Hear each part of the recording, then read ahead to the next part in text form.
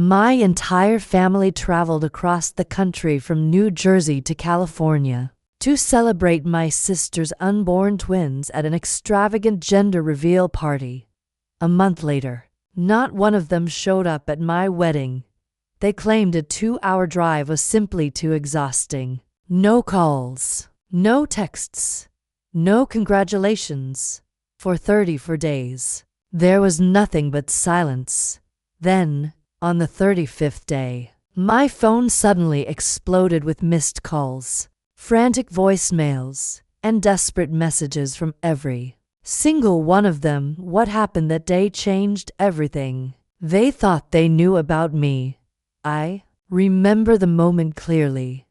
I was standing near the edge of a rented beachfront cabana in Malibu, shielding my eyes from the bright Pacific sun. That was when I finally understood something I had ignored for most of my life in my family. The hierarchy was permanent, and I was never meant to be near the top.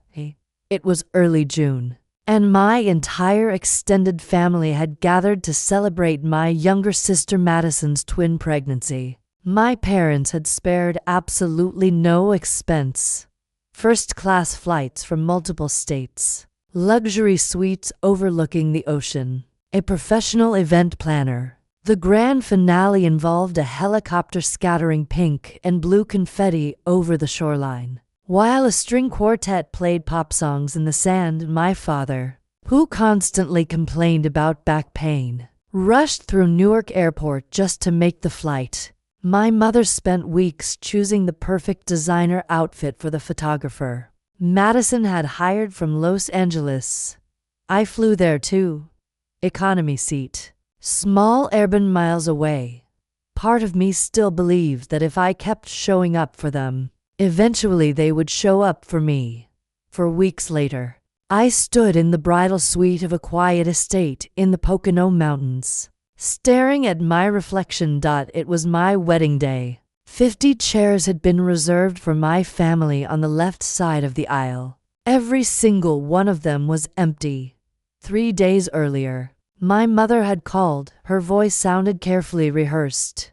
"Your father's back has been acting up," she said. "After that exhausting California trip, we're just too tired for the drive." The drive was 2 hours. I reminded her they had just flown across the country for Madison's gender reveal. She sighed like I was the unreasonable one. "Don't make this difficult, Emma," she said. "Madison's pregnancy is complicated. She needed us there. A wedding is just a party." My aunts and uncles quickly followed with their own excuses. A cold, a golf tournament, car trouble. It didn't take long to realize the truth.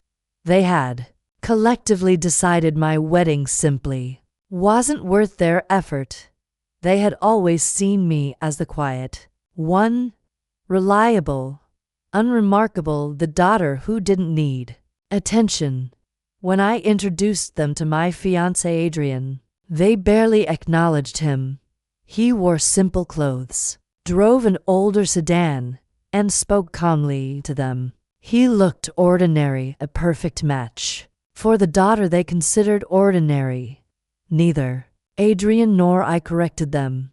We understood something they did, and single quotes t. Our wedding ceremony took place beneath willow trees on the terrace, gardens of a peaceful estate. Friends filled the seats. Mentors from my career came, people who had actually supported us. I kept my focus on Adrian as I walked down the aisle. I never looked at the empty chairs. The ceremony was calm, joyful, and genuine. What my family didn't know was that the quiet man waiting for me at the altar was not an average corporate employee.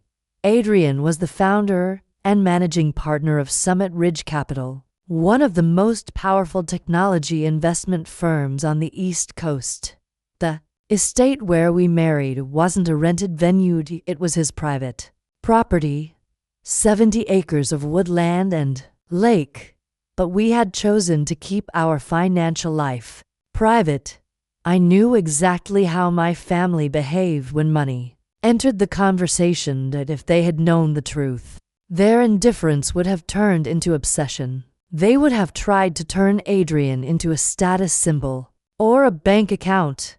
Ironically, my brother-in-law Tyler had spent nearly 2 years trying to secure funding for his struggling startup.